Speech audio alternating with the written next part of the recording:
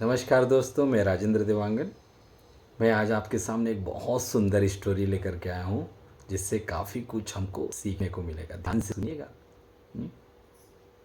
एक बहुत बड़ा राजा था और उसकी विशालकाय सेना थी।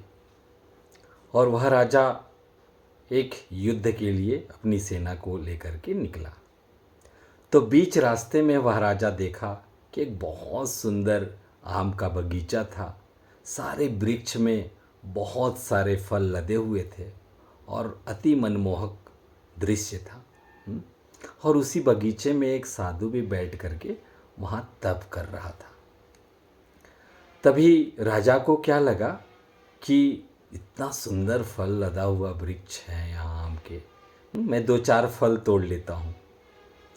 तो उस राजा ने क्या किया, उस बगीचे से दो चार फल तोड़ लिए और वह फिर आगे निकलता बना अपने युद्ध के लिए, सैनिकों को लेकर के, सेना को लेकर के।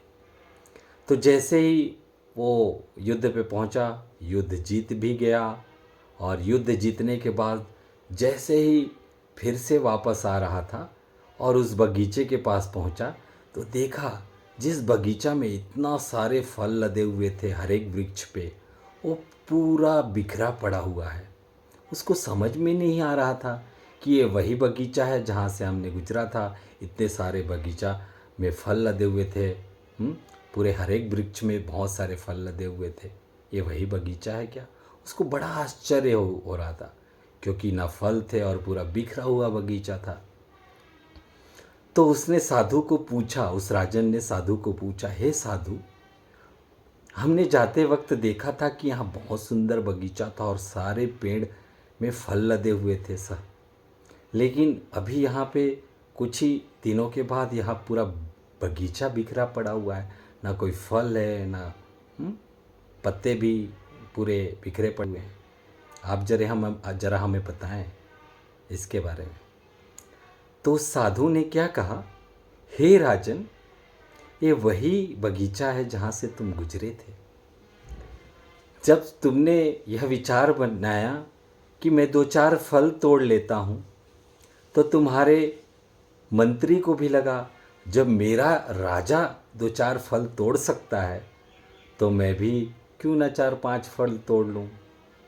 तो तुम्हारा मंत्री भी चार पांच फल बगीचे से तोड़ लिया। फिर सेनापति को लगा हमारा मंत्री दो चार फल तोड़ सकता है तो मैं क्यों नहीं 8-10 फल तोड़ लूँ।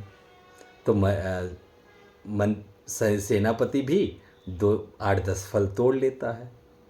फिर पूरी सेना के सैनिकों को लगा हमारा सेनापति जब 8-10 फल तोड़ सकता है तो हम क्यों नहीं तोड़ें।